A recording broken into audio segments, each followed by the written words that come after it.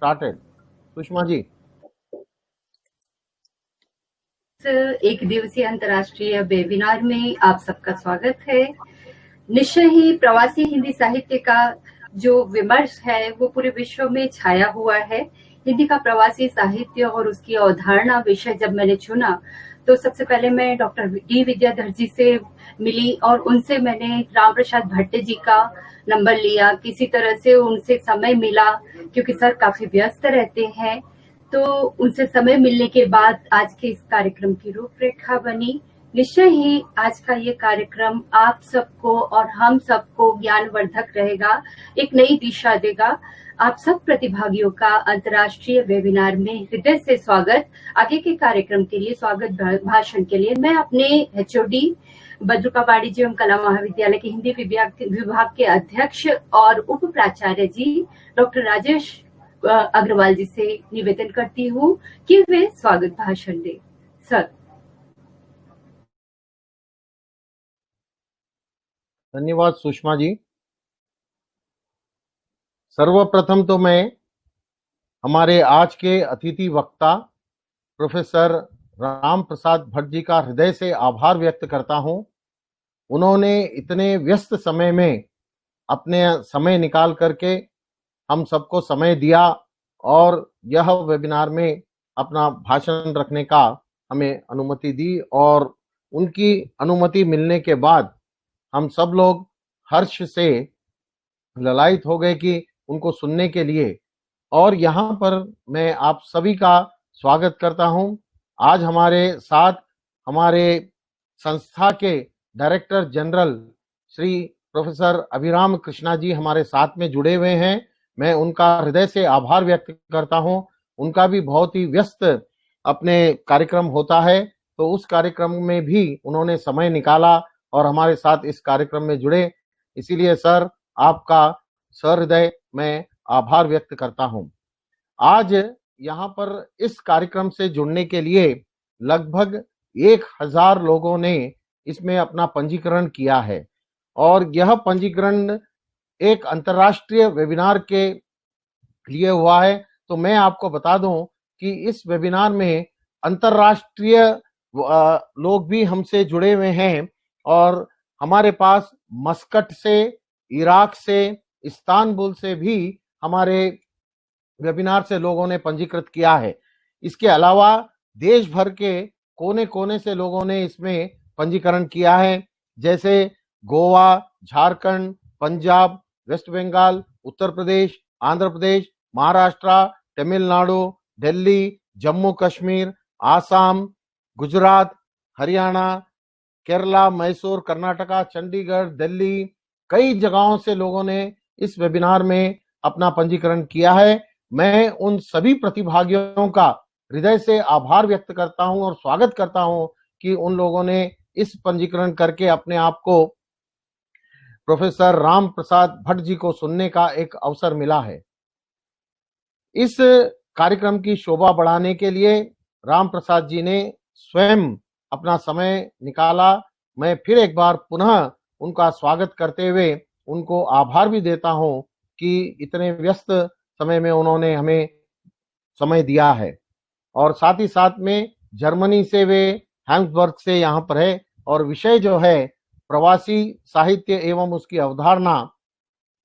इस विषय में मुझे पूर्ण विश्वास है कि राम प्रसाद भट्ट प्रोफेसर साहब इस विषय में जितनी जानकारी हमें देंगे उससे सभी का ज्ञानवर्धन होगा और सभी इससे लाभान्वित होंगे। पुनः एक बार मैं हमारे सभी हिंदी विभाग के जितने भी हमारे हिंदी विभाग के प्रतिभागी हैं उन सबको भी मैं आभार व्यक्त करता हूं, धन्यवाद देता हूं कि उन लोगों ने इसमें पंजीकरण कराया। उन सभी का भी मैं स्वागत करता हूं।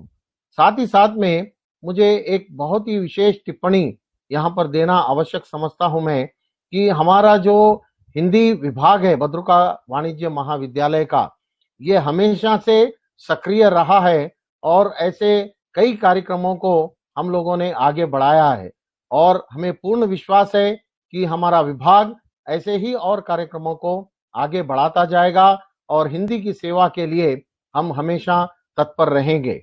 हमारे कई विद्यार्थी हिंदी के भिन्न भिन्न प्रतियोगिताओं में भाग लेते हैं और कई जगहों से उन्होंने पुरस्कार भी प्राप्त किए हैं और हमारे महाविद्यालय का नाम रोशन किया है। तो इस तरह से हिंदी विभाग इस बात का श्रेय देता है कि हमारे इस कार्यक्रमों से लोग जुड़ते रहे और ऐसे ही कार्यक्रम हम करते रहें। तो मैं इस कार्यक्रम में सभी का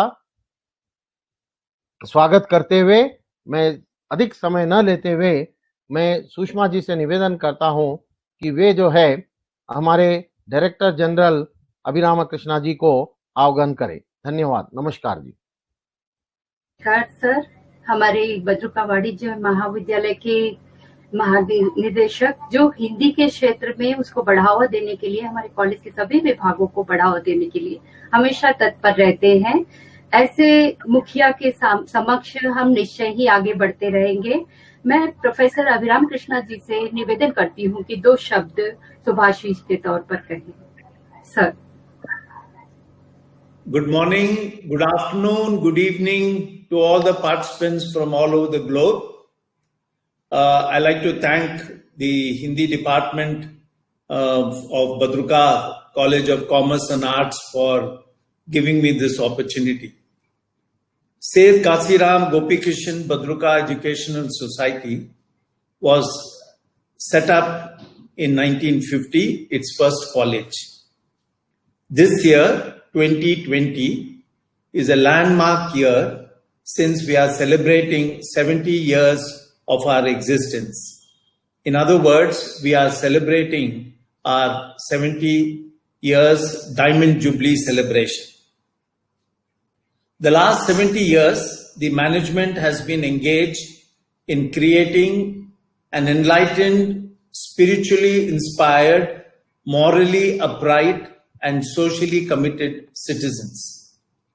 We owe it to a progressive management, philanthropists, corporate leaders, and well-known educationists who have guided us in the past and who continue to guide us even today. I'm very happy that Badruka College of Commerce and Arts, the Hindi department, has chosen a very, very interesting topic, and I look forward to hearing more from Professor Ram Prasad Bhatt, an accomplished person, and I'm sure this webinar will not only be interesting but very, very informative to all of us. I once again welcome Professor Ram Prasad Bhatt and thank Rajesh Agarwal, the Vice Principal, and his team for giving me this opportunity. Thank you.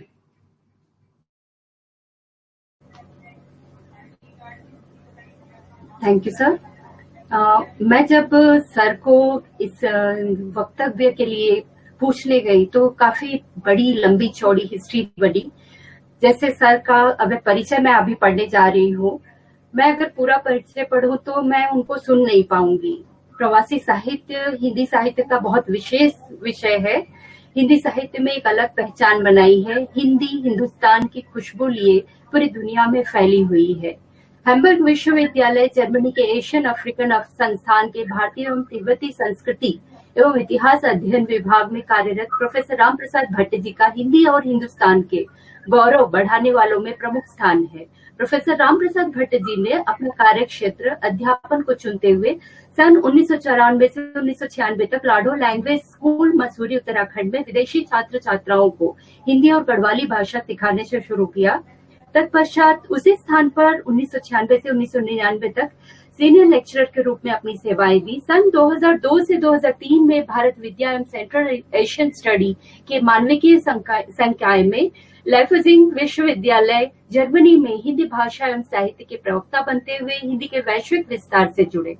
संप्रति Hamburg विश्वविद्यालय से जुड़े हुए हैं। स्नातक, स्नातकोत्तर, BEd, PhD के बाद अभी भी उनकी शिक्षा और ज्ञान की पिपाशा इतनी ज्यादा है कि हिंदी साहित्य एवं भारतीय सांस्कृतिक परंपराएं विषय पर 2018 से शोध कर रहे हैं।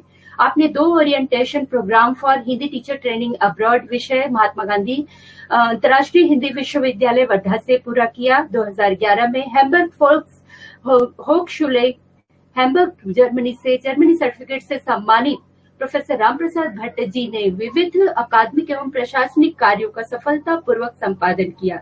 स्टूडेंट काउंसलर हो या फिर member of the faculty council member हो, ये सभी जगह पे बढ़ चढ़कर हिस्सा लेते हैं। Hindi language trip to India के संयोजक, हिंदी विश्व हिंदी दिवस के संयोजक, गहन हिंदी अध्ययन एंड पाठ्यक्रम प्रतिवर्ष अगस्त के समय में जो कार्यक्रम आयोजित होता है जर्मनी में, उसके भी संयोजक है। प्रबंधक कमेटी साउथ एशियन डे के सदस्य रहते हुए आपने जर्मनी में हिंदी के अथक सेवा की है। इटली, बेल्जियम, नॉर्वे, भारत आदि देशों में आपने दर्जनों बार अतिथि व्याख्यान देते हुए अपनी प्रतिभा के कीर्तिमान स्थापित किए हैं। हिंदी भाषा साहित्य एवं भारतीय लोक साहित्य, गढ़वाली भाषा एवं साहित्य, भारतीय समाज एवं संस्कृति के क्षेत्र में आप सतत शोधरत है। स्वीडिश अकादमी से 3 वर्षीय परियोजना कार्य डिक्शनरी ऑफ हिंदुस्तानी 2017 से 2020 तक आपने पूर्ण किया। Tradition and agency, great tradition and little tradition, the cultural tradition of central Himalaya परियोजना पर भी आपने जर्मनी और नॉर्वे द्वारा जो प्रायोजित किया गया है, इस पर आपने शोध कार्य की। प्रवासी साहित्य पर आपसे सुनने के लिए हम और हमारे प्रतिभागी सभी इच्छुक हैं। हम भी इस संदर्भ में कई 1-2 प्रवासी साहित्यकार और वहाँ के जो शिक्षा कार्य में रत हैं उनकी बातें सुनी और जानी, और किस तरह से आप लोग विश्व स्तर पर हिंदी को लेकर हिंदी साहित्य और भारतीय संस्कृति का प्रसार कर रहे हैं। ये सब सच में काबिले तारीफ है सर। हम आपका वक्तव्य सुनने के लिए आपको आमंत्रित करते हैं। स्वागत है सर। जी, हार्दिक धन्यवाद आपका इतना लंबा चौड़ा और विस्तृत परिचय देने के लिए। मुझे बहुत हर्ष हो रहा है कि हम लोग आज जुड़े हैं और हम जरूर कुछ सीखेंगे साथ साथ। तो मैं सबसे पहले आपके विद्यालय के निदेशक प्रोफेसर अभिराम कृष्ण जी का हार्दिक अभिनंदन करता हूँ। आपके प्रिंसिपल डॉक्टर राजेश अग्रवाल जी का, डॉक्टर सुषमा जी और आपकी पूरी टीम का हार्दिक अभिनंदन, हार्दिक आभार प्रकट करता हूं कि आपने इस आज के व्याख्यान का आयोजन किया और इतने लोग इसमें जुड़े हैं। ये बहुत बड़ी बात है मेरे लिए कि पूरे भारत से लोग जुड़े हो और भारत से बाहर के लोग भी। मेरा प्रयास रहेगा कि जरूर हम साथ साथ कुछ सीखें। और ये जो आपने विषय चुना, ये वास्तव में अभी इस पर बहुत बहस हो रही है भारत में और भारत से बाहर, और उसी पर हम थोड़ा ध्यान केंद्रित करते हैं कि प्रश्न क्या है और कहाँ समस्याएं आ रही हैं या क्या कोई उसका कोई सॉल्यूशन है या नहीं है। हम इस अवधारणा को कैसे समझ सकते हैं। और वही आपने जो मेरा टाइटल देखा, आप मुझे देख सकते हैं मेरे प्रेजेंटेशन को, संपर्क साध रहे हैं। तो मैं सभी श्रोताओं का धन्यवाद देना चाहूंगा, अग्रिम धन्यवाद कि आप हमसे जुड़े और आप सुन करके हम लोग बाद में बात करेंगे। आपके प्रश्न होंगे तो जरूर मैं उनका कुछ उत्तर देने की कोशिश करूंगा। धन्यवाद। मैं अपना वक्तव्य शुरू करना चाहूंगा। तो मैं अपना जो वक्तव्य है, एक कालिदास का मेघदूत शायद आप लोगों ने पढ़ा होगा, बहुत लोगों ने, उससे शुरू करना चाहूंगा। पादान इंदोर अमृता शिशिरांजल मार्ग प्रविष्टान पूर्व प्रत्यागतम अभिमुखम सन्निवृत्तम तथैव चक्षुखेदात सलिल गुरुभि पक्ष भीष छादयन्ति सांब्रेहवनीव स्थल कमलिनीम न प्रबुद्धाम न सुप्ताम। और उसकी जो अंतिम पंक्तियां, अंतिम 2 शब्द हैं, आप देख रहे हैं, न प्रबुद्धाम न सुप्ताम। न तो आप एकदम बिल्कुल अवेक हैं और न ही आप सो रहे हैं। वही स्थिति एक तरह से हम मान सकते हैं ऐसे लोगों की जो अपने देश, अपने समाज और अपनी संस्कृति को छोड़ करके बाहर चले जाते हैं, दूसरी संस्कृति या दूसरे समाज में जी रहे होते हैं। उसके कारण कई हो सकते हैं, उसमें मैं नहीं जाना चाहूंगा। आज का वक्तव्य है, उसके मैं चाहूंगा उसको 2-3 भागों में खास करके बांटना। पहले आपको थोड़ी सी उसकी पृष्ठभूमि के बारे में बताना चाहूंगा, फिर जो अभी वर्तमान स्थिति है उस पर बात करते हैं, और अंत में देखते हैं कि कहाँ समस्याएं हैं और क्या उसका भी समाधान है या नहीं है, और अंत में अगर सवाल हुए तो जरूर हम उस पर विचार करेंगे, बात करेंगे। सवाल और प्रश्न शायद आप लोग लिख करके आयोजकों को भेज सकते हैं और बाद में आयोजक हम लोग आपस में बात करके उत्तर देने की कोशिश करेंगे। तो प्रवासी शब्द क्या है और इसका प्रयोग कैसे होता है? वैसे विश्व साहित्य में प्रवासी शब्द का प्रयोग एक डायस्पोरा के रूप में हुआ, डायस्पोरा शब्द का प्रयोग हुआ है आमतौर पर, और ये ऐसी आबादी के लिए प्रयोग हुआ है जो अपनी सीमा से, अपने देश की सीमा से या संस्कृति की सीमा से दूसरी किसी सीमा या समुदाय में रहने के लिए चले जाते हैं और वहां उनके अपनी जो पहचान है उस पहचान के अध्ययन के लिए इसका प्रयोग हुआ है।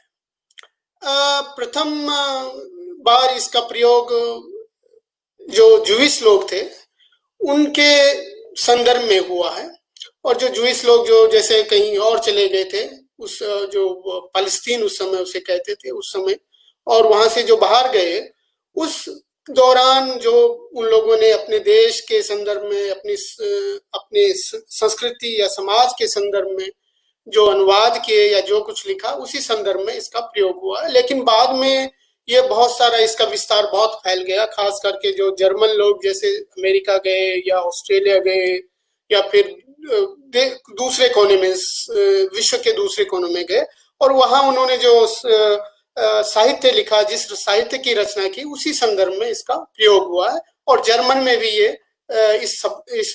इस शब्द का प्रयोग उपस्थित है, ये बहुत इस पर काम हो रहा है।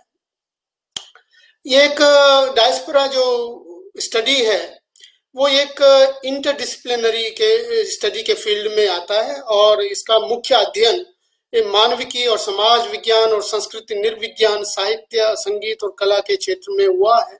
और धीरे धीरे साहित्य में, भारत में खास करके, ये बहुत बाद की बात है, और यहाँ तक कि जो फिल्म स्टडीज है उसमें भी हम इसका प्रयोग कर सकते हैं और करते ही हैं बहुत सारे लोग इस शब्द का प्रयोग, खास करके प्रवासी शब्द का प्रयोग। तो प्रवासी शब्द बड़ा सिर्फ एक शब्द नहीं है, इसमें हमको बहुत अलग अलग प्रयोग मिलते हैं, और खास करके भारत में जो प्रयोग हो रहा ये थोड़ा मेरे लिए एज ए स्कॉलर मैं सोचता हूँ थोड़ा कंफ्यूजिंग शब्द है थोड़ा। तो चलिए देखते हैं कि कहाँ क्या इस्तेमाल हो रहा है इसका। अगर हम बहुत पुराने, अगर आप बिल्कुल जो हम कहते हैं प्राइमरी सोर्सेस, अगर उसमें जाएंगे, और उसके लिए हमारे पास क्या होता है, डिक्शनरी सबसे महत्वपूर्ण एक सोर्स माना जाता है, और संस्कृत, क्योंकि संस्कृत लगभग अधिकतर भारतीय भाषाओं की माता है, तो इसलिए उसी संदर्भ में उस तरफ जाना मेरे ख्याल से ज्यादा बेहतर है। उस तरफ हम देख सकते हैं कि इसका मतलब क्या है।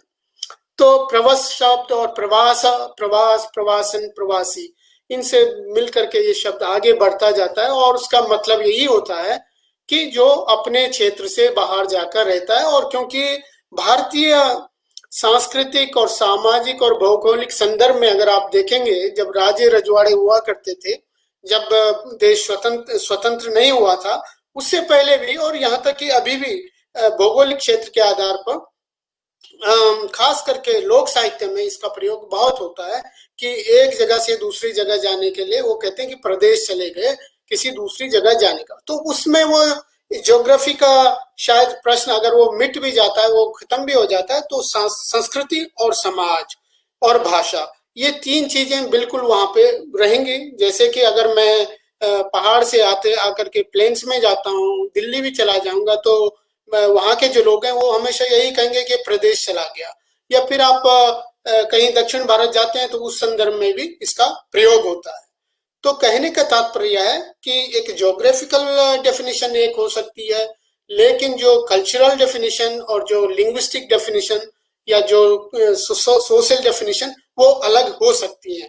इस पर हमें खास करके जो स्कॉलर्स हैं उनको ध्यान देने की जरूरत है, क्योंकि हम अगर सिर्फ ऐसे ही इसका प्रयोग करेंगे तो थोड़ी समस्या आ सकती है, खास करके आपके शोध में, शोध का जो आपका विषय हो या शोध का जो कॉन्सेप्ट होगी, उस कॉन्सेप्ट में दिक्कत आएगी।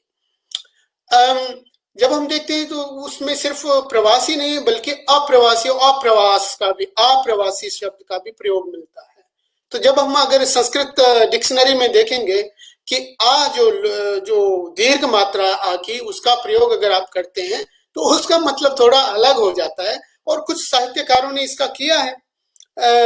अधिकतर ने आ का किया, लेकिन कुछ ने अप्रवासी भी किया है, जैसे मेरे ख्याल से हिमांशु जोशी जी ने इसका प्रयोग किया है, खास करके मेरे ख्याल से कुछ वर्षों पहले से। और उसमें अगर आप देखेंगे कि अगर आप धातु रूप में अगर संस्कृत का देखेंगे उसकी क्रिया में गच्छति आगच्छति, तो उसका एकदम बदल गया to go, but it becomes, अगर आप आ लगा देते हैं उसका मतलब हो जाता है टू कम। तो यहाँ पर ये मतलब बदल जाते हैं, तो ये बड़ा कंफ्यूजिंग है अगर आप इस डिस्कोर्स को इस संदर्भ में देखते हैं। इसी तरह से हिंदी इंग्लिश डिक्शनरी की जो ऑक्सफोर्ड डिक्शनरी है मैग्रेगर की, उसमें भी इसका प्रयोग हुआ, लेकिन वो इमिग्रेशन के रूप में उन्होंने इसका मतलब दिया, अर्थ दिया है।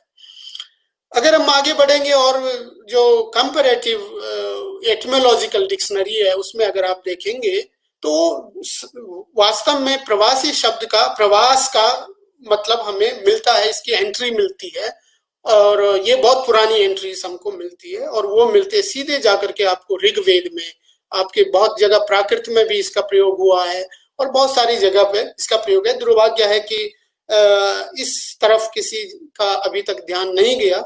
मैं आशा करता हूं कि खास करके जो हमारे साहित्यकार हैं और आलोचक हैं उनका ध्यान इस तरफ जाए तो थोड़ा मदद मिल सकती है हम लोगों को। तो महाभारत और रामायण ये दो ऐसे महाकाव्य हैं जिनमें इसका बहुत लिटरल मीनिंग हमें सामने दिखता है, मतलब है उसमें। ये राम का वनवास होता है तो उसमें इस संदर्भ में बिल्कुल हमको दिखता है कि राम जो है अपने क्षेत्र को छोड़ करके, चाहे वो सांस्कृतिक क्षेत्र हो या आध्यात्मिक क्षेत्र हो या कोई दूसरा, वो छोड़ करके वो कहीं और जा रहे हैं। और इसी तरह से आपके महाभारत में जब पांडवों को वनवास होता है, वो दूसरी जगह जाना पड़ता है, उस संदर्भ में हमारे यहाँ ये स्टडी वास्तव में बहुत पुरानी उपलब्ध है। लेकिन उस पर मेरे विचार से और मेरे जहां तक मेरी जानकारी है कोई काम नहीं हुआ ज्यादा। वो उस संदर्भ में कुछ लोगों ने लिखा है, लेकिन खास कोई पर्टिकुलर कोई इस तरह के अध्ययन सामने नहीं आया है अभी तक, क्योंकि ये अवधारणा का सवाल है, और जब तक अवधारणा निश्चित नहीं होती है, अवधारणा का जो प्रश्न है वो अगर स्पष्ट नहीं होता है तो जो आगे का जो अध्ययन है उसमें थोड़ी सी एम्बिग्यूटी सामने आएगी। वो एम्बिग्यूटी इसलिए आएगी खास करके जो लिंग्विस्ट हैं और जो सोशलॉजिस्ट हैं या इंडोलॉजिस्ट हैं, वो उनका जो काम करने का तरीका होता है वो फिलोलॉजी पर आधारित होता है।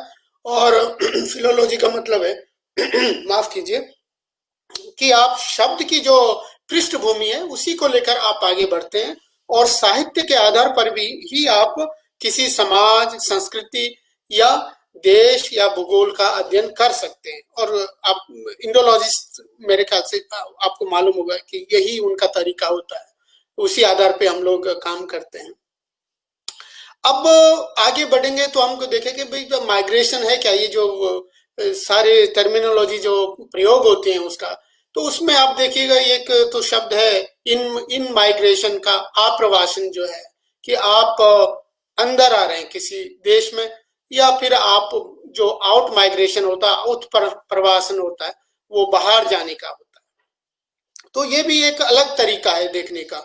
आप भारत में जो कुछ हो रहा है, जो आ रहे हैं उन पर काम कर रहे हैं, या जो भारत से बाहर जा रहे हैं उस पर काम कर रहे हैं, या आप फिर पाश्चात्य दृष्टिकोण से काम कर रहे हैं कि पश्चिम में जो आए उसकी तरफ से काम कर रहे हैं, या पश्चिम से जो बाहर गए उस तरफ से काम कर रहे हैं। तो इस एरिया में थोड़ा कंफ्यूजन तो है। भारत में जो प्रयोग हो रहा है आजकल, उसमें आप देखिए साहित्य के क्षेत्र में अगर हम देखेंगे, खास करके जो आलोचक लोग हैं काम कर रहे हैं, और उनमें कुछ नाम आपको मालूम होंगे, जैसे गोयनका जी हैं जिन्होंने प्रेमचंद पर बड़ा काम किया है, और दूसरे हैं अनिल जी हैं, अनिल जोशी जी जो अभी आगरा हिंदी संस्थान के उपाध्यक्ष चुने गए हैं। वो विदेशों में रहे हैं जगह जगह, उन्होंने पुस्तक भी लिखी है, और बहुत सारे लोग हैं, तेजिंदर शर्मा हैं मेरे ख्याल से, सक्सेना मैडम हैं, उषा राजे सक्सेना, उन्होंने भी कुछ लिखा है, और हिमांशु जोशी उन्होंने भी कुछ काम किया है इस पर, और किशोर जी ने भी काम किया है। किशोर जी हाल ही में उनका देहांत हुआ है, गिरिराज किशोर जी ने। तो इस तरफ भी थोड़ा ध्यान देने की जरूरत है। तो देखिए, एक तो शब्द जो इस्तेमाल होता है वो है भारतवंशी, फिर होता है प्रवासी, फिर होता है अप्रवासी और फिर होता है अप्रवासी। इतने सारे शब्द। और अगर आप ये साहित्य को छोड़ करके, भाषा को छोड़ करके आगे बढ़ते हैं और सरकारी स्तर पर उसको देखते हैं, खास करके प्रशासनिक स्तर पर, तो आपको दो शब्द मिलेंगे। और यहाँ वो दो शब्द ये हैं कि अनिवासी भारतीय और जो लोग नॉन रेजिडेंट इंडियंस हैं या फिर भारतीय मूल के लोग, जो PIO जिसको हम कहते हैं। और ये तो इनका तो बिल्कुल हमारे पास सिस्टम है, आपको मालूम होगा। लेकिन इससे आगे अगर आप बढ़ेंगे तो आपको दिखेगा कि जो हमारा विदेश मंत्रालय है वो प्रवासी दिवस, प्रवासी भारतीय दिवस का आयोजन करता है। तो देखिए, बिल्कुल अगर हम यहाँ देखेंगे ये शब्द अलग हैं और यहाँ देखेंगे वो अलग हैं। और अगर आप थोड़ा और आगे बढ़ेंगे तो विदेश मंत्रालय के डॉक्यूमेंट में हमें क्या मिलेगा, देखिए, अप्रवासी घाट, ये मॉरिशस के संदर्भ में इस्तेमाल होता है। और नीचे अगर आप देखेंगे तो गिरमिटिया, इसका भी प्रयोग होता है। तो ये खास करके ये संदर्भ जो लिया गया है, ये मुझे लगता है कि ये फिजी, सूरीनाम और मॉरिशस के संदर्भ में लिया गया है।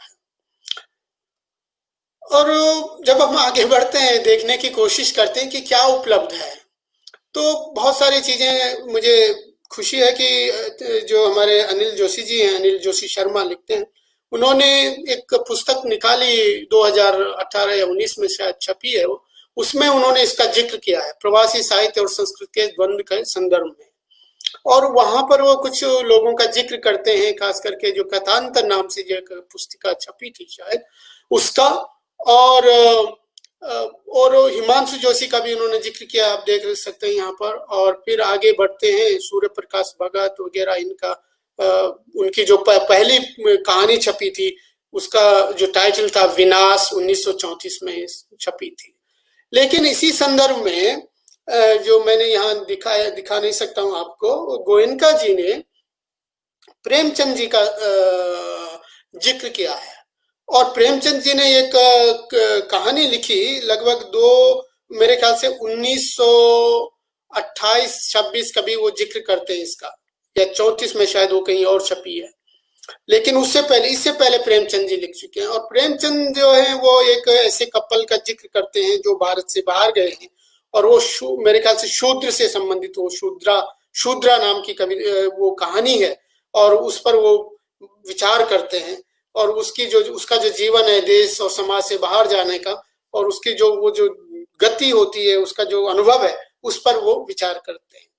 तो कहने का तात्पर्य यह है कि ये डिस्कोर्स जो है ये काफी पुराना है, ये नया नहीं है। लगभग इसको तो मेरे ख्याल से 100 साल होने वाले हैं। जैसे कि भारतीय जो सिनेमा है, बॉलीवुड है, बॉलीवुड को भी 100 साल से ऊपर हो गए।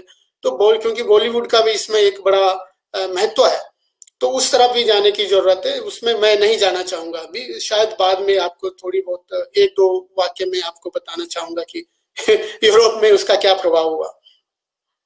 फिर अनिल शर्मा जो है वो देशांतर का एक जिक्र करते हैं, जो शायद 2011 में छपा है साहित्य अकादमी से, दिल्ली हिंदी अकादमी, नोट साहित्य अकादमी। अच्छा, ये यहाँ पर एक बड़ा विचित्र मामला सामने आता है। तेजेंद्र शर्मा और उषा राजे सक्सेना का उन्होंने जिक्र किया कि वो इनकी जो पुस्तक है, 2 पुस्तक शायद छपी हैं देशांतर के अंतर्गत, एक कहानी और एक कविता के रूप में, संकलन है ये दोनों। लेकिन वहां पर वो इस बात का जिक्र कर रहे हैं कि ये 2 संकलन है, यहाँ पर जो लोग विदेश में रहते हैं रचनाकार, उनका जिक्र हुआ कि वो प्रवासी साहित्यकार उन्हें माना जाए शायद। और जो साहित्य है वो हिंदी रचनाकारों के साहित्य को प्रवासी साहित्य कहना ठीक नहीं है।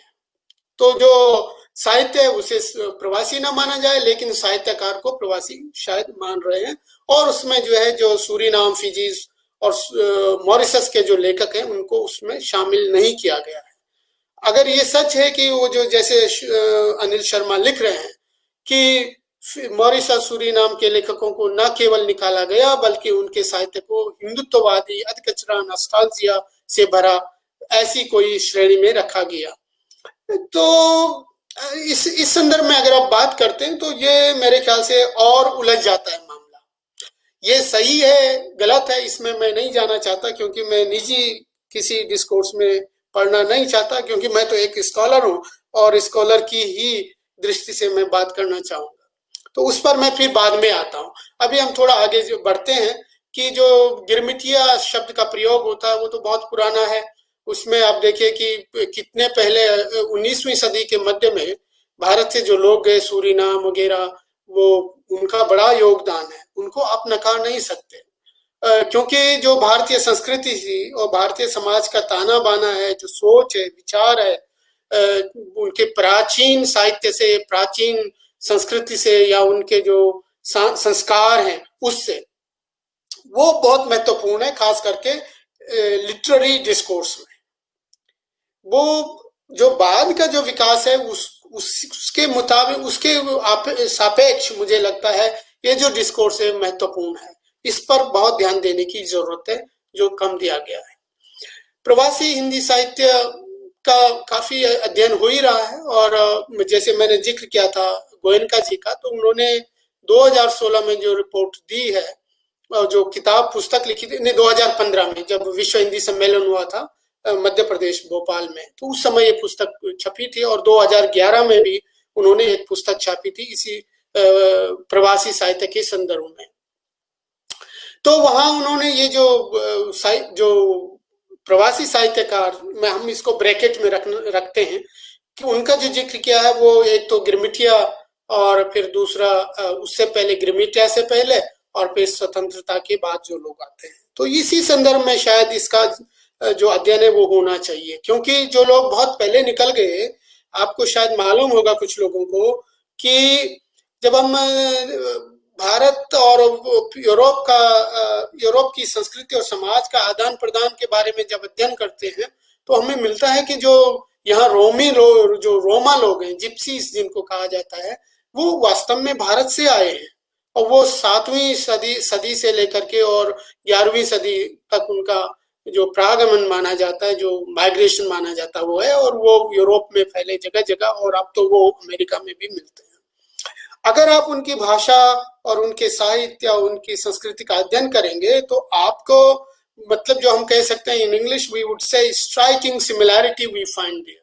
मेरा एक लेख छपा था 2015 में, 14-15 में, वो हिंदी, उर्दू और रोमानी भाषा के संदर्भ में, वो उपलब्ध है ऑनलाइन, आप लोग ढूंढ सकते हैं। उसमें ये कोशिश की गई है कि उनके जो भाषा प्रयोग है और साहित्य और संस्कृति में जो प्रयोग आते हैं, वो आज के भारत से कितने नजदीक है, या हिंदी या उर्दू से कितने नजदीक है। तो मैं आपसे शेयर कर सकता हूँ कि बहुत नजदीक है उसको। और आपको याद होगा कि हमारी जो भूतपूर्व और स्वर्गीय सुषमा स्वराज जी हैं, उन्होंने तो उनको भारत के बच्चों के रूप में संबोधित किया है। तो इसका मतलब ये हुआ कि भारत सरकार उनको रोमा जो हैं, जिप्सी लोग जो हैं यूरोप में, वो भारत के बच्चों के रूप में मानती है। और इसका मतलब ये हुआ कि उनको भी हमें जोड़ना पड़ेगा, कि उनका जो साहित्य, उनकी संस्कृति, उनकी जो भाषा है, उसका क्या महत्व है, उन्होंने किस तरह से यूरोप में भारत की जो संस्कृति है उसको फैलाया। खास करके वो साहित्य के स्तर पर नहीं फैला, क्योंकि वो अलग है। वो पंचतंत्र जब 5वीं सदी में उसका अनुवाद हुआ अरेबिक फारसी में खास करके, उसके बाद यूरोप में आया। और दिलचस्प बात यह है कि वो उसके कुछ भाग में यहाँ यूरोप का जो फोकलोर है उसके भाग बन गए, उसमें जुड़ गया।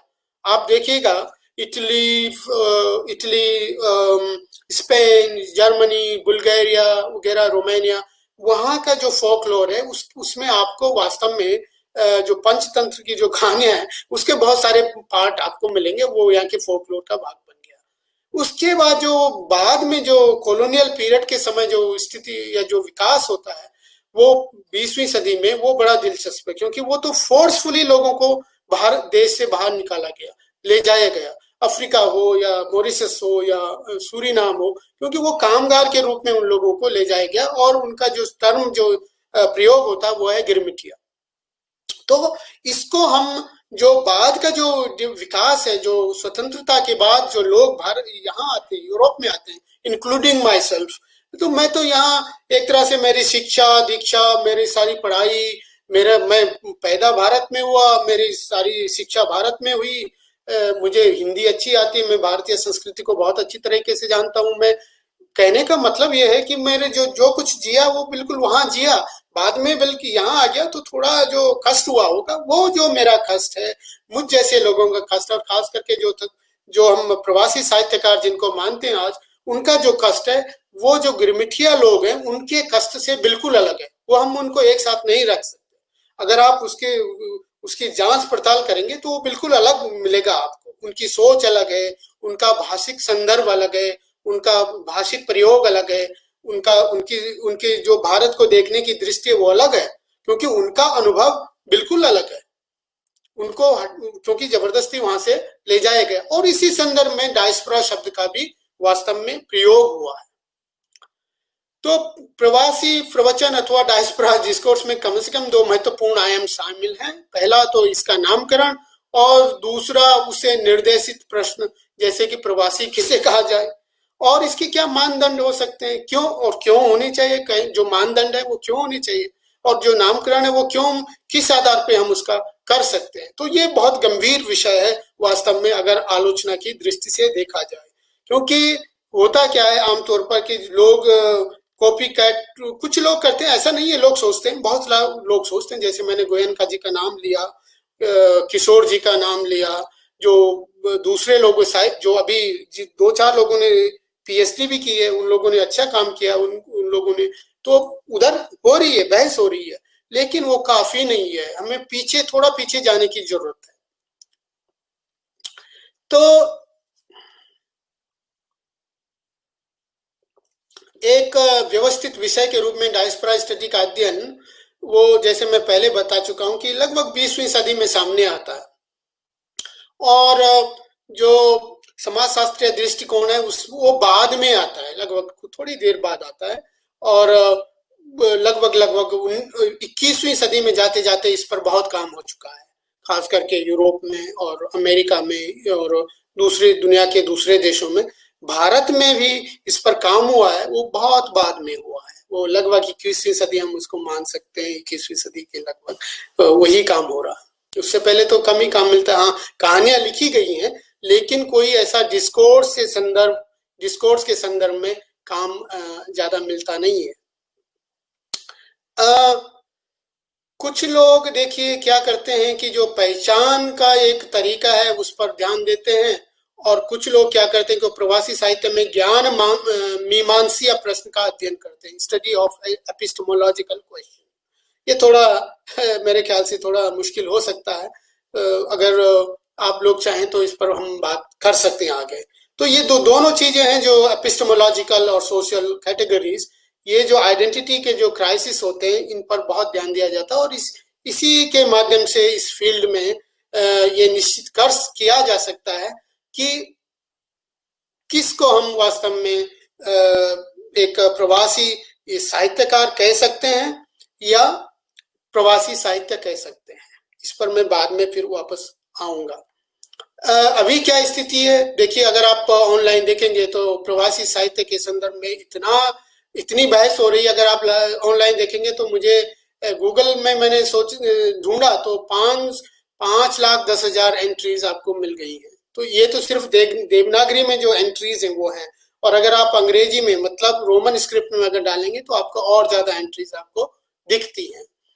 प्रवासी साहित्य के नाम पर बहुत सारा साहित्य जो है वो छप रहा है और लगातार छप रहा है। वो अमेरिका में छप रहा है, सूरीनाम में छप रहा है, इंग्लैंड में छप रहा है, यहाँ तक कि इधर यूरोप में डेनमार्क में भी अर्चना लिख रही हैं।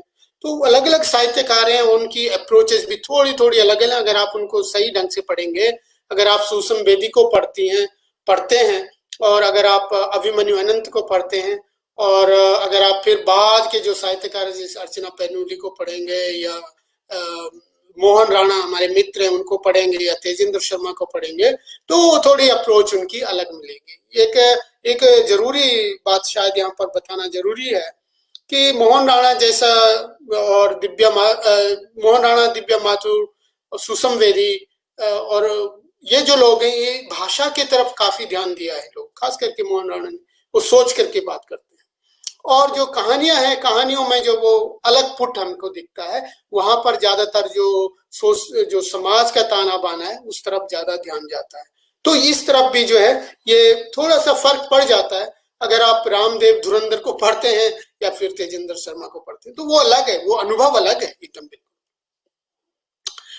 जो पुस्तकें छप चुकी हैं, अभी डिस्कोर्स से संबंधित कुछ मुझे मिला, तो वो भारतीय हिंदी साहित्य में विमलेश कांत वर्मा जी ने अच्छा काम किया है। उसमें काफी चीजें हैं जो इस डिस्कोर्स में हम जिसका उपयोग कर सकते हैं। कमल किशोर गोयनका या गिरिराज किशोर ने जो पहला गिरमिट किया, वो गांधी को लेकर के ये पुस्तक लिखते हैं। तो वास्तव में अगर आप देखेंगे तो गांधी तो कब 1800 कुछ में जो है वो उधर साउथ अफ्रीका चले गए थे और 1915 में वापस आ जाते हैं भारत। तो उस संदर्भ में उनका प्रयोग हुआ है, लेकिन वहां वो साहित्य के संदर्भ में नहीं है, उस संस्कृति के संदर्भ में थोड़ी बहुत अगर आप देखेंगे कि कुछ शब्दों का प्रयोग हुआ है तो भाषा के संदर्भ में उसे माना जा सकता है। फिर अगर आप आगे बढ़ते हैं तो अनिल जोशी का काम मुझे लगता है काफी महत्वपूर्ण काम है, क्योंकि कम से कम वो इस डिस्कोर्स पर बहस कर रहे हैं। बाकी सुरेंद्र गंभीर ने वो संकलन है शायद, और एक और दिलचस्प बात है कि हिमांशु जोशी का जो संकलन है उन्होंने मेरे ख्याल से एक्सप्लिसिटली जानबूझ करके प्रतिनिधि अप्रवासी शब्द का प्रयोग किया है, इस टर्म का प्रयोग, और कहीं मुझे ये मिला नहीं दूसरी जगह ये। इसी तरह से जो कथांतर है अमेरिका की, जो अमेरिका में लिखी जा रही कहानियां, उन पर विचार किया है धनंजय कुमार और गुलशन मधुर ने। और देशांतर नाम की एक पुस्तक है संपादित तेजिंदर शर्मा द्वारा, ये भी महत्वपूर्ण है इसलिए क्योंकि वो इस पर विचार कर रहे हैं कि कौन साहित्यकार और कौन सा साहित्य जो है वो प्रवासी हो सकता है या किसे हम कह सकते हैं। तो जब इनको सब ध्यान से अगर आप देखते हैं, मैंने कुछ सब तो नहीं देख पाया लेकिन सरसरी नजर से और कुछ बहुत स्टडी की है, जैसे तेजिंदर शर्मा, अनिल जोशी और कमल किशोर गोयनका, विमलेश कांति और गिरिराज किशोर, इनकी पुस्तकों का। तो अधिकतर ये दिखते हैं यहाँ थोड़ा विश्लेषणात्मक है कुछ किताबों में, खास करके कमल किशोर गोयनका और अनिल जोशी और कुछ पार्ट में तेजिंदर शर्मा का, लेकिन बाकी अधिकतर जो है वो विवरणात्मक और वृत्तांतात्मक है। तो मैं इससे क्या कहना चाहता हूँ, कहने का तात्पर्य मेरा यह है कि दुर्भाग्य से यूरोप में जो लोग काम कर रहे हैं, जो स्कॉलर्स काम कर रहे हैं, उनका उस तरफ बिल्कुल ध्यान नहीं गया, बिल्कुल भी नहीं। वो जो डिस्कोर्स की जो बात है उस पर बहुत ही कम काम हुआ ही बहुत ही कम काम हुआ यूरोप में। कुछ लोगों ने किया है लेकिन वो फिर स्पेसिफिक ऑथर्स पे काम किया, जैसे मुझे दिखा दिव्या माथुर पर काम किया गया है, मोहन राणा पर वो अनुवाद हुआ इन लोगों की कविताओं का या कहानियों का, कुछ लोगों का, और जो सुषम वेदी हैं उन पर काम हुआ है। तो और भारत में भी जो काम हुआ है वो जो सामने आ रहा है वो अधिकतर या तो संकलन है या उन पर कुछ टिप्पणियां हैं, लेकिन वो जो डिबेट की जो बात है, जो हम कहते हैं कि एक डिस्कोर्स की जो बात है, वो अभी तक बहुत पीछे है, उतना नहीं है जैसे जो हमें डिस्कोर्स की जो बात है, जो डायस्पोरा डिस्कोर्स है, उसका जो संदर्भ मिलता है। अगर आप सेकेंड वर्ल्ड वॉर के बाद का जो डिस्कोर्स है, खास करके जूइश लोगों के संदर्भ में और उनके जो cultural memory and public memory के संदर्भ में, वो आपको यहाँ नहीं मिलता है। वो हमें दुर्भाग्य से अभी करने की मतलब नहीं मिलता, तो हमें करना पड़ेगा आगे जो लोग हैं। और एक दूसरी समस्या सामने आती है कि यूरोप में जो आंकड़े उपलब्ध हैं हमारे पास, कि 2006 में जब जो जर्मनी में भारतीय साहित्यकारों की जो कृतियां हैं वो यहाँ ही थी, क्योंकि बुक फेयर होता है यहाँ पर फ्रैंकफर्ट में और लाइप्जिग में, तो उसमें बड़े बड़े साहित्यकार और बड़े बड़े पब्लिशर्स आए थे। लेकिन दुर्भाग्य ये देखिए कि उसमें जो पुस्तकें बिकी हैं वो दो एक पुस्तकों को छोड़कर अधिकतर भारतीय पुस्तकों की बिक्री नहीं हुई है। और जो पुस्तकें बिकी भी हैं वो उनमें जो थे वो टैगोर और गांधी, ये इन दो लेखकों की पुस्तकें बिकी हैं। या फिर अगर आप जो भारतीय जो प्रवासी हैं जो अंग्रेजी में लिखते हैं उनका काम बहुत बिका है। ये सलमान रुश्दी हो गए, उनके बहुत सारे कृतियां उनकी बिकती हैं, बहुत बिकती हैं, उन पर काम भी बहुत हुआ है। और जब किसी ने, एक पत्रकार ने पूछ लिया, एक जर्मन जो पब्लिशर है उससे पूछा कि एक बड़े पब्लिशर ने जो हर वर्ष भारत जाते हैं परिवार सहित, मैं उनको जानता हूं, मैं नाम नहीं बताना चाहता क्योंकि उनको समस्या हो सकती है, लेकिन बहुत बड़े पब्लिशर्स हैं, जर्मन में बहुत फेमस है, तो वो जयपुर लिटरेरी फेस्टिवल में भी भाग लेते हैं। तो जब उनसे किसी ने पूछ लिया कि भाई आप भारतीय भाषाओं की पुस्तकें क्यों नहीं पब्लिश करते हैं, तो उनका एकदम उत्तर था, देखिए बड़ा दिलचस्प उत्तर है, मुझे अच्छी पुस्तकें छापने में परेशानी नहीं, अगर आप पहले मुझे भारतीय भाषाओं में छपी कोई अच्छी पुस्तक दे सकते हैं तो मैं उसे तुरंत छाप लूंगा। तो इसका कारण क्या है? इसका कारण तो ये नहीं हो सकता कि हिंदी में या हिंदी का जो साहित्य प्रवासी साहित्य हो या भारत में जो साहित्य छप रहा है उसमें कोई अच्छी कृति नहीं है, ऐसा तो नहीं है। कारण ये है कि उसकी नजर में, उनकी नजर में वो आई नहीं, या उनको किसी ने बताया नहीं, या उनको जो है ये जो हम कहते हैं अनुवाद के माध्यम से जो परोसा गया है वो अनुवाद अच्छा नहीं। उसका कारण यही हो सकता, क्योंकि ऐसा तो नहीं है कि भारत जो हिंदी में छाप रहा है, लिखा जा रहा है, वो किसी भी भारत दुनिया के किसी भी साहित्य से कम है, ऐसा नहीं है।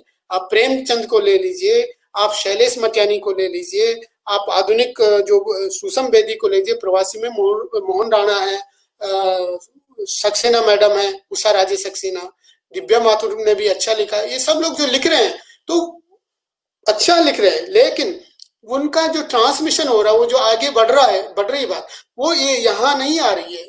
तो इससे मैं ये कहना चाहता हूं कि जो डिस्कोर्स है उसका जो प्रभाव है वो भारत में अधिक है, और यूरोप में उसका प्रभाव, वास्तव में जो यूरोपियन लोग हैं उन पर उसका प्रभाव नहीं दिख रहा। तो इस क्षेत्र में जाने की जरूरत है। इस सवाल, इस प्रश्न का उत्तर हमें ढूंढना जरूरी है, और इस तरफ मेरे ख्याल से ध्यान देना बहुत जरूरी है, जो अभी तक नहीं हो पाया। 2014 के आंकड़ों के अनुसार अमेरिका में अनुवाद की कुल 2000 पुस्तकें छापी गई और 2121 पुस्तकें छपी हैं, लेकिन उनमें से दक्षिण एशियाई भाषाओं की सिर्फ 19 पुस्तकें थी। अब दक्षिण एशिया की बात कर रहे हैं, ये भारत की नहीं है, सिर्फ हिंदी की नहीं है। दक्षिण एशिया का मतलब आप समझ लीजिए कि आज अंग्रेजी जो है वो भारत की भाषा के और भारतीय साहित्य के रूप में जाना जाता है। मेरे अपने विश्वविद्यालय में, हैम्बर्ग विश्वविद्यालय में, आप इंडियन इंग्लिश लिटरेचर आप एक विषय के रूप में पढ़ सकते हैं, उसकी स्टडी कर सकते हैं। तो अंग्रेजी साहित्य जो भारत का में अंग्रेजी साहित्य लिखा जा रहा है वो इतना ज्यादा इस्टेब्लिश हो चुका है, और हिंदी में जो लिखा जा रहा है वो बहुत पीछे है। अच्छी बात है कि जो कोरोना काल में ये गतिविधियां बढ़ी हैं, और इस प्रवासी हिंदी साहित्य के संदर्भ में बहुत विमर्श हो रहा है, ऑनलाइन विमर्श हो रहा है, जैसे हम आज कर रहे हैं। लेकिन अच्छी बात यह भी है कि इससे जो प्रवासी साहित्यकार हैं और जो भारत में जो साहित्यकार हैं वो साथ आ रहे हैं, जो लेखक हैं और जो स्कॉलर्स हैं, जो शोधार्थी हैं, वो भी साथ आ रहे हैं। तो इससे बात आगे बढ़ेगी, ये बहुत अच्छा प्रयास है, और मुझे लगता है कि इससे हमें बहुत फायदा होगा, हमें आगे इस पर सोचने का समय और अच्छा मिलेगा, गंभीरता से सोचने का। और एक और अच्छी बात है कि जो यूरोप में जो स्कॉलर्स हैं, जो शोधार्थी हैं या जो काम कर रहे हैं, पढ़ा रहे हैं, वो भारतीय या हिंदी साहित्यकारों से सीधे संपर्क में आ रहे हैं, जो अभी तक नहीं हो पाया था। ये बहुत कम हुआ है। मैं स्वयं यहाँ पर बहुत पिछले लगभग 16-17 वर्षों से हूँ, तो जो कुछ भी लोगों को छोड़ करके मेरा संपर्क नहीं हो पाया। तो ये अच्छा विकास है मुझे लगता है, और वर्चुअल दुनिया ने एक हमें नई एक अपॉर्चुनिटी दी है। जो कुछ हो रहा है उसमें आपको मिलेगा कि जो भारतीय साहित्यकार हैं उन पर काफी काम हो रहा है। मेरे अपने संस्थान में आप देखिए, हम हर वर्ष जब भी हिंदी दिवस मनाते हैं, विश्व हिंदी दिवस मनाते हैं या गहन अध्ययन पाठ्यक्रम करवाते हैं, तो उसमें हम जो कृतियां हैं भारतीय हिंदी के लेखकों की, उस पर काम करते हैं, उसका अनुवाद भी करते हैं, चाहे वो कहानी हो, कविता हो, उसका अनुवाद करते हैं जर्मन में, और फिर हम उसको जो है दोनों भाषाओं में प्रस्तुत करते हैं। यहाँ की 3 भाषाओं में, अंग्रेजी में भी हम प्रस्तुत करते हैं, क्योंकि वो मिक्स ऑडियंस होती है तो वो करना पड़ता है। तो वो सिर्फ कहानी और कविता तक सीमित नहीं है, बल्कि यहाँ तक कि एकांकियों का भी हम अनुवाद करते हैं और हमारे जो छात्र हैं वो उसका डेमोन्स्ट्रेशन भी करते हैं, कहानी करते हैं, नृत्य भी करते हैं, आप देख रहे हैं। और इसमें एक अच्छी बात हो गई है बीच में कि जो प्रवासी भारतीय यहाँ पर हैं, खास करके जर्मनी में या इंग्लैंड में या अमेरिका में, ऑस्ट्रेलिया में, वो साथ आ रहे हैं और वो उनकी दिलचस्पी बढ़ रही है इस तरफ कि वो अपने देश, अपनी संस्कृति के बारे में जाने। तो एक रास्ता है जहां पर हम जो प्रवासी साहित्यकार हैं उनकी कृतियों को भी हम इंट्रोड्यूस कर पा रहे हैं। वो धीरे धीरे उसका प्रोसेस है और हमको तो देखना ये भी होता है कि हिंदी के जो पूरा हिंदी साहित्य है उसमें क्या लिखा जा रहा है, वो सबको हमको देखना पड़ता है। तो इसलिए जो प्रवासी साहित्यकार हैं वो थोड़ा कहीं पीछे रह जाते हैं। हिंदी भाषा के स्तर पे आप देखेंगे तो बहुत प्रचलन हो गया है, काफी आप साइनेजेस देखते हैं जगह जगह लिखे हुए, चाहे वो म्यूजियम हो, एयरपोर्ट के पास हो या फिर कहीं और, यहाँ तक कि जो नोबेल प्राइज पुरस्कार दिया जाता है नॉर्वे में, उस बिल्डिंग के ठीक सामने एक भारतीय भोजनालय है और उस भोजनालय वाले ने, मालिक ने, या देखिए उसने हिंदी में भी लिखवा दिया। अमेरिका में तो यहाँ तक कि जो बैलेट पेपर है, पिछले कुछ जो 4-5 साल पहले चुनाव हुए थे, उसमें आप देख रहे हैं कि वहां जो है हिंदी और देवनागरी में लिखा हुआ आपको मिलेगा। स्विट्जरलैंड में तो जगह जगह आपको मिलेगा। तो मैं सिर्फ ये बताना चाहता हूँ कि हिंदी का फैलाव, विस्तार हो रहा है, साहित्य का भी विस्तार हो रहा है। अब जो समस्याएं हैं कुछ तो मैं बात कर चुका हूँ कि वो पहली बात तो यह है कि जो टर्म है, जो शब्द है, इसी पर बड़ी बहस हो रही है और बड़ा समस्यापूर्ण विषय है। तो प्रवासी हिंदी साहित्य और प्रवासी हिंदी साहित्यकार, ये एक बहस का मुद्दा है। तो जब आप कहते हैं कि अगर आप बात करते हैं तेजिंदर शर्मा, उषा राजे सक्सेना या दूसरे लोगों की, और दूसरी तरफ आप बात करते हैं, यहाँ तक कि गोयनका भी उसमें आते हैं, और दूसरी तरफ आप बात करते हैं अनिल शर्मा या जो मॉरिशस में लिख रहे हैं लोग या सूरीनाम में लिख रहे हैं उनकी, तो हमारे लिए एक बड़ी समस्या हो जाती है कि भाई किसे साहित्यकार माना जाए। और खास करके ऐसे लोग जैसे निर्मल वर्मा आप ले लीजिए या प्रेमचंद को ले लीजिए। प्रेमचंद जी ने जो शूद्रा नाम की जो कहानी लिखी, तो उसको आप कैसे उसको इंटीग्रेट करेंगे अपने एनालिसिस में, विश्लेषण में, क्योंकि प्रेमचंद तो कभी विदेश गए नहीं। और दूसरा रूप में मिलता है निर्मल वर्मा जो है कई वर्षों तक जो है वो प्राग में रहे और उसके बाद यूरोप, लंदन में भी रहे, उसके बाद भारत चले गए। उनको आप कैसे, किस श्रेणी में डालेंगे?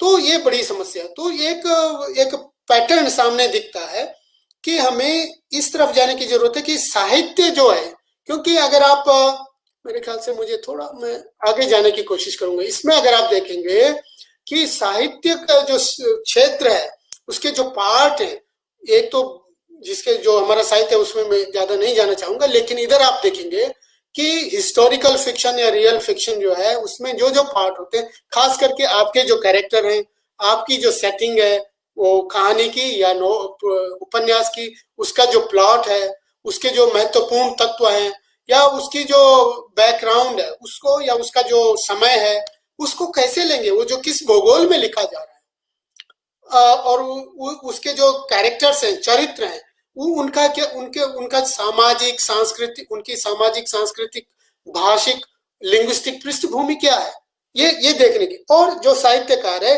उसकी क्या पृष्ठभूमि है, इस तरफ बड़ा मतलब ध्यान देने की जरूरत है। तो जो मैं सोच पाया वो सामने ये आ रहा है कि देखिए, साहित्यकार के रूप में अगर हम देखेंगे तो साहित्यकार तो भाई अभी यूरोप में, वो कल के दिन भारत जा सकता है। तेजिंदर शर्मा जैसे हैं, उनका जन्म तो भारत में हुआ, वो अपने को भी हिंदी मुख्य धारा का साहित्यकार मानते हैं और वो लिख रहे हैं यूरोप में रह करके। उन्होंने हालांकि भारत में रह करके भी लिखा है। तो ये समस्यापूर्ण है। तो साहित्यकार के रूप में अगर हम ये देखेंगे, इस परिप्रेक्ष्य में अगर इस कॉन्सेप्ट को देखने की, इस अवधारणा को देखने की कोशिश करेंगे तो ये समस्यापूर्ण रहेगा। अगर आप कृति के क्षेत्र, कृति को लेकर अगर आप विमर्श करेंगे तो वहां ये स्पष्ट हो जाता है कि अगर आपका प्लॉट, अगर आपका जियोग्राफिकल जो बाउंड्री है वो उसके कृति की, उसकी जो भाषा है, उसके जो चरित्र है, उसकी लिंग्विस्टिक बैकग्राउंड है, वो क्या है, क्योंकि ये तो हम सबको मालूम है कि हर भाषा का एक अपना जियोग्राफिकल बैकग्राउंड होता है, जियोग्राफी होती है। उस जियोग्राफी को आप बदल नहीं सकते। अगर वो जियोग्राफी एक बार इस्टेब्लिश हो गई, अगर आपने उसको लिख दिया, तो वो फिर आप उसको बदल नहीं सकेंगे, क्योंकि कृति कृति रहेगी, जबकि जो साहित्यकार है वो बदल सकता है, उसका क्षेत्र बदल सकता है। तो ये मुझे लगता है ये ज्यादा महत्वपूर्ण है, क्योंकि इसमें आप जो गिरमिटिया का जो डिस्कोर्स है, जो समस्या है कि आपने जो है गिरमिटिया साहित्यकारों को प्रवासी साहित्यकारों में नहीं रखा, ये एक समस्या, बहुत बड़ी समस्या। मैं तो सोचता हूँ कि गिरमिटियों का ज्यादा हक है, उनको ज्यादा, क्योंकि उनकी जो भावनात्मक रूप से जो उनका विमर्श है वो ज्यादा महत्वपूर्ण और स्ट्रॉन्गर है। क्योंकि जो आज के जो साहित्यकार हैं, खास करके जिनको आप प्रवासी साहित्यकार कह रहे हैं, वो तो उनका अधिकतर का मतलब सबका जन्म भारत में हुआ और उनकी मातृभाषा हिंदी भी है। दिलचस्प ये है कि जो प्रवासी साहित्यकार जो यूरोप में हैं, क्या उनकी दूसरी पीढ़ी का कोई व्यक्ति या कोई लेखक लिख रहा है? अगर आप पड़ताल करेंगे तो आपको मिलेगा कि नहीं, बिल्कुल नहीं, कोई अभी तक सामने नहीं आया। कम से कम मेरी नजर में कोई ऐसा साहित्यकार सामने नहीं आया है जिसका जन्म या तो जर्मनी में हुआ, या लंदन में हुआ, या अमेरिका में हुआ, या ऑस्ट्रेलिया में हुआ, और वो हिंदी में लिख रहा हो। तो ये समस्यापूर्ण है।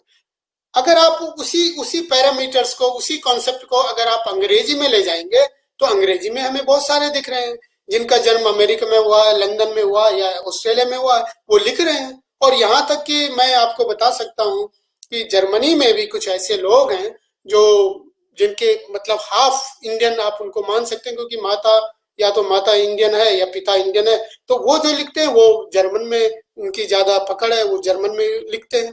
वो हिंदी से उनका कोई लेना देना नहीं है, बल्कि किसी भी भारतीय भाषा से, साहित्य से उनका कोई लेना देना नहीं है। और एक और समस्या यहाँ आती है कि जैसे कमलेश्वर जैसे विद्वान और लेखक और कहते हैं कि रचना अपने मानदंड को तय करती है, तो मुझे लगता है जो कमलेश्वर का जो निर्देश है, वो जिस तरफ सोच रहे हैं वो बहुत महत्वपूर्ण है। इसी संदर्भ में किशोर भी सोचते हैं, गिरिराज किशोर, वो डिस्कोर्स और वो संदर्भ बहुत ही महत्वपूर्ण है। वो इसलिए है क्योंकि कृत्रिम जो लिखी गई है, जिस संदर्भ में लिखी गई, वो कभी बदलेगी नहीं। तो उसका जो परफेक्ट है, उसका जो इतिहास है, उसकी जो पृष्ठभूमि है, वो वही रहेगी। आप शब्द को नहीं बदल पाएंगे। हाँ कभी कभी ऐसा होता है, देखिए अगर आपने मोहन राकेश को अगर पढ़ा हो, मोहन राकेश क्या करते हैं कि जब वो अपनी कहानियां लिखते हैं तो पहले वो संस्कृतनिष्ठ भाषा में लिखते हैं और बाद में किसी वजह से वो उर्दू निष्ठ कर लेते हैं। ऐसी बहुत सारी भाषाएं, ऐसी कृतियां उनकी, खास करके उनके कहानियां, अगर आप उस संदर्भ को लेंगे तो इधर जो है अभी तक सामने इस तरह की कोई प्रवृत्ति सामने नहीं आई है। इस पर मैं बोल चुका हूं। तो जो हम एनालिसिस करते हैं खास करके, वो फोनेटिक बेसिस पे होता है, फोनोलॉजी के बेसिस पे होता है, सिंटैक्स के बेसिस पे होता है, और सिमेंटिक्स और प्रैग्मेटिक्स। तो खास करके अगर सिमेंटिक्स, सिंटैक्स और मॉर्फोलॉजी और फोनोलॉजी के आधार पे करेंगे, तो उसमें आपको देखिए अगर शब्द, फ्रेजेस या लिटरल मीनिंग्स हो, उसके सेंटेंसेस हैं और उसका जो मतलब है उसके आधार पे करेंगे, तो कृति को ही मुख्य आधार माना जाना चाहिए, न कि जो साहित्यकार है उसको।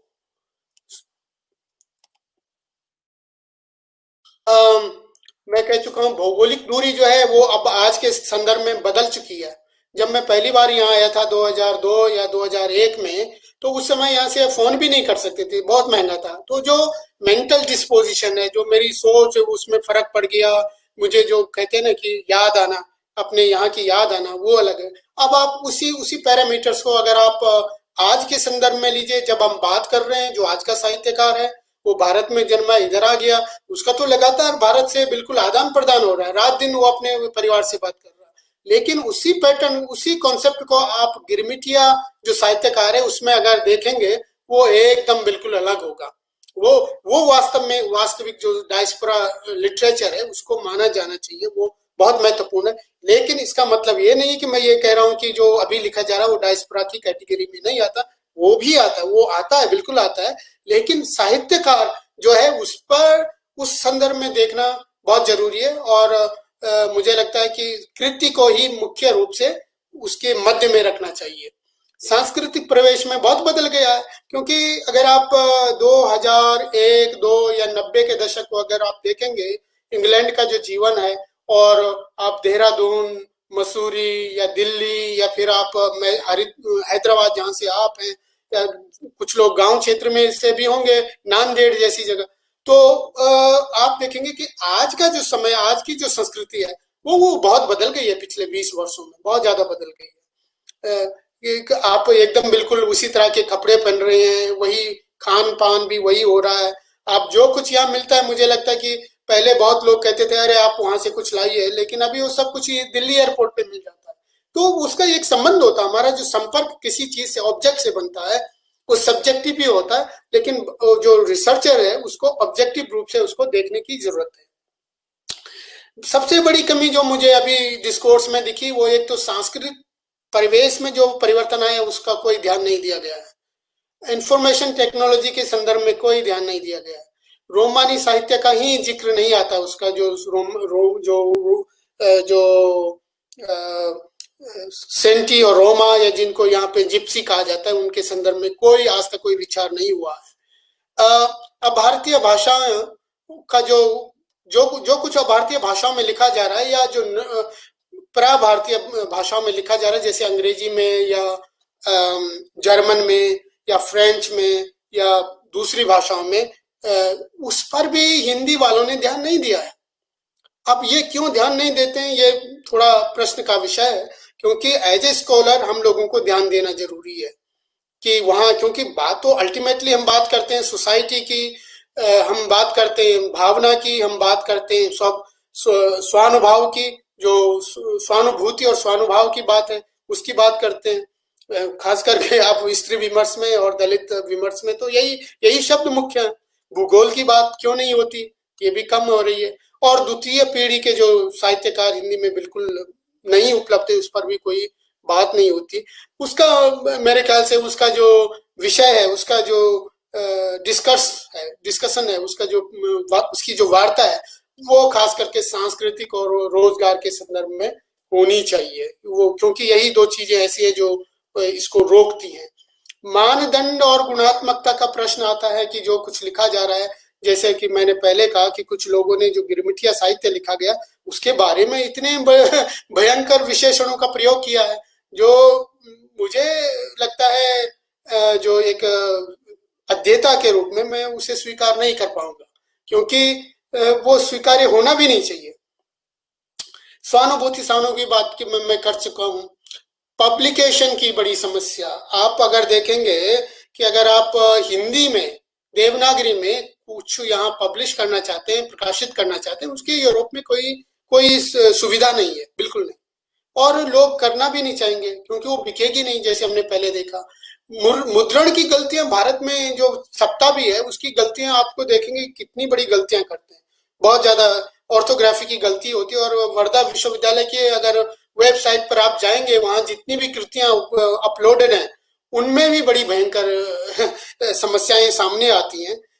मैं निवेदन करूंगा, अगर वर्धा से कोई सुन रहा है, मैं हालांकि विभूति नारायण जी को जानता हूँ, तो अब वहाँ के वाइस चांसलर नहीं है, लेकिन जो दूसरे हैं उन लोगों को इस तरफ ध्यान देने की जरूरत है, क्योंकि लोग उनको उस तरफ ध्यान दे रहे हैं। ये एक बहुत बड़ी बात हुई है बीच में कि जो हम कहते हैं ना कि अटेंशन, जो लोगों का अटेंशन गया है, यूरोप के लोगों का, यूरोप या अमेरिका पश्चिमी लोगों का जो ध्यान गया इस तरफ हिंदी साहित्य की तरफ, वो अब ज्यादा गया है, पहले नहीं गया था। तो ये बड़ा कारण है कि यूरोप में जो लोग लिख रहे हैं, हिंदी में लिख रहे हैं, उनको शायद उनके इर्द गिर्द जो लोग हैं वही जानते हैं, अधिकतर लोग नहीं जानते। जो या तो पढ़ रहे हैं या पढ़ा रहे हैं, बहुत कम लोग उस तरफ ध्यान दे रहे हैं। मैं ये नहीं कह रहा कि इंडोलॉजी में जो है वो नहीं जानते, वो जानते हैं उन लोगों को, लेकिन जो पैठ होनी चाहिए, जैसे अंग्रेजी साहित्य की भारत में है, वो आप यहाँ नहीं देखते। या जो भारत में लिखा गया अंग्रेजी साहित्य है, उसकी जितनी पैठ है, गंभीर पैठ है यूरोप में, वो हिंदी की नहीं है।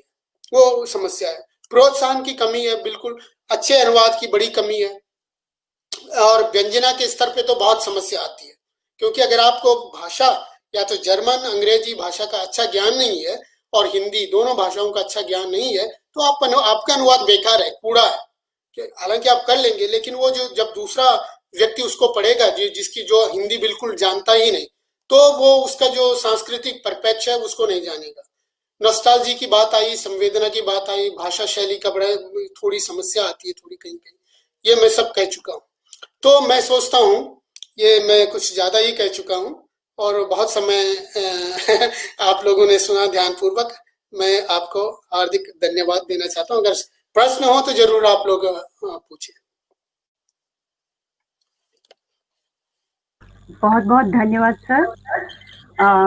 सब लोगों ने आपके वक्तव्य को सुना, काफी तारीफ कर रहे हैं, और एक बंधु ने तो शेर भी आप पर लिखा है, माना कि गुलशन को गुलजार न कर सके, कुछ तो काटे हम कम कर सके, गुजरे जहां से हम। ये आपके लिए डेडिकेटेड है। और इसमें एक प्रश्न है सर, जर्मनी में हिंदी को विस्तार देने में और भी साहित्यकार जुड़े हुए हैं क्या? कृपया स्पष्ट करें। जी, जर्मनी में साहित्यकार तो यहाँ पर बिल्कुल है नहीं कोई ज्यादा। एक है हमारी जानने वाली हैं डॉक्टर नालिकर, वो, लेकिन वो उन्होंने एक कविता की पुस्तिका लिखी है यहाँ पर, यहाँ हैम्बर्ग में रहते हैं। उसके अलावा कोई है नहीं यहाँ पर। तो वो भी अंग्रेजी में ज्यादा काम करती हैं, और वो अंग्रेजी, मराठी, मेरे ख्याल से मराठी में भी लिखती हैं। तो जो कुछ काम हो रहा है वो सिर्फ विद्वान लोग कर रहे हैं, शायद जो पढ़ाते हैं यहाँ पर हिंदी, या तो खास करके विश्वविद्यालय स्तर पर जो लोग पढ़ा रहे हैं वही इस तरफ ध्यान रहे हैं, वही अनुवाद भी करते हैं। Okay sir. और मृदुला जी ने प्रवासी साहित्य को अलग करने के बजाय मुख्य धारा से जोड़ने की बात कही, क्या आप भी इससे सहमत हैं क्या?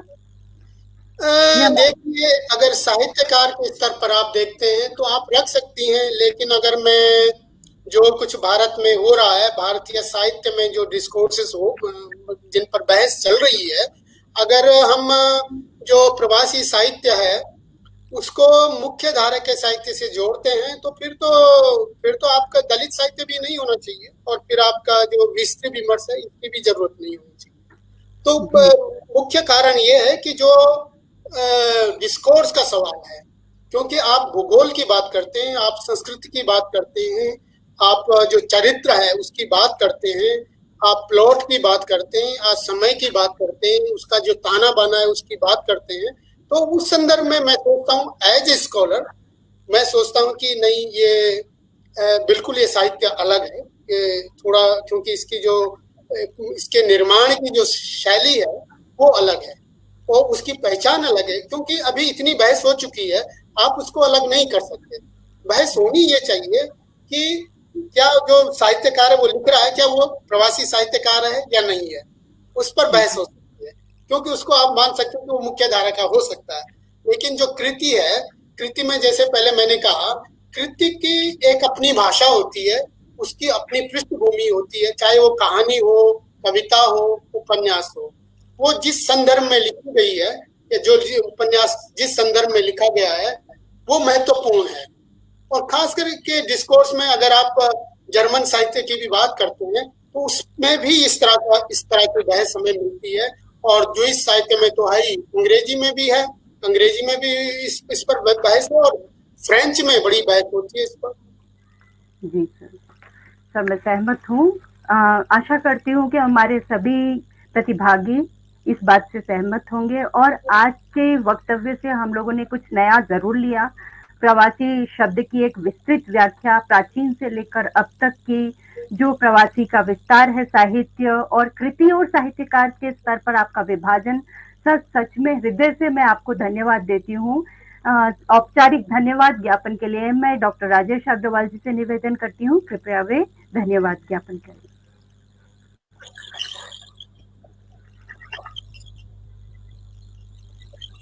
Doctor Rajesh Agrawal sir.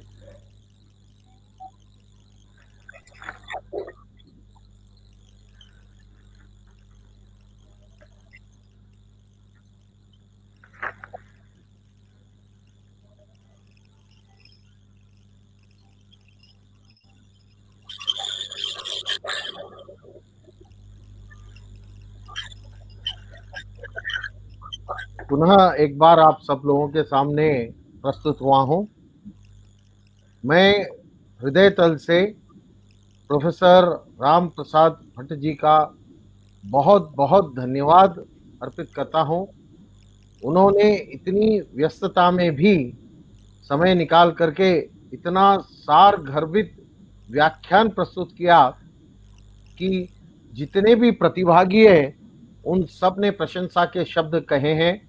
और इतना व्याख्यान आपने जो दिया, इसमें इतनी गंभीर समस्याएं भी आपने उठाई और साथ ही साथ में आपने जो है उसकी पूर्ण रूप से स्पष्टतः व्याख्या की है। ये मैं समझता हूं प्रतिभागियों को जरूर इसका लाभ पहुंचा होगा। मैं भद्रुका वाणिज्य महाविद्यालय और भद्रुका शिक्षण संस्थान की ओर से सभी लोगों का हार्दिक धन्यवाद देता हूं, क्योंकि उन लोगों ने समय निकाल करके इसको सुना और इस व्याख्यान से लाभान्वित हुए हैं। मैं यहाँ पर विशेष करके राम प्रसाद भट्ट जी से ये कहना चाहूँगा कि सर, आपको मैंने पहले भी सुना है, मुझे बहुत अच्छा लगा। इसीलिए मैंने सुषमा जी से भी कहा कि भाई अगर प्रयास करिए, अगर प्रोफेसर साहब थोड़ा सा भी समय निकाल पाए तो हम यह वेबिनार आयोजन करेंगे।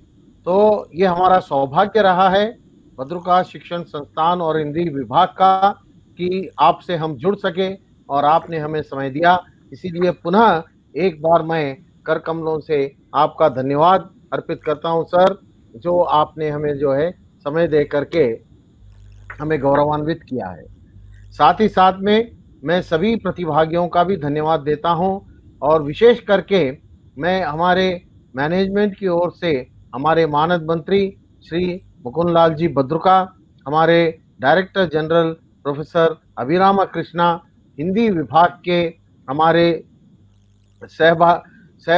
सहभागी सहकर्मी डॉक्टर सुषमा जी, डॉक्टर लक्ष्मीकांत राव जी तथा विभिन्न विभागों से हमारे साथ जो जुड़े हुए हैं, वाणिज्य विभाग से दीपा जी और नवीन, और उसके अलावा संस्कृत विभाग से श्रीनिवास जी और बाकी अन्य लोग, इन सब विभागों से जो जुड़े हुए हैं, उन सभी का भी मैं हार्दिक आभार प्रकट करता हूं, धन्यवाद देता हूं कि उन्होंने इस वेबिनार को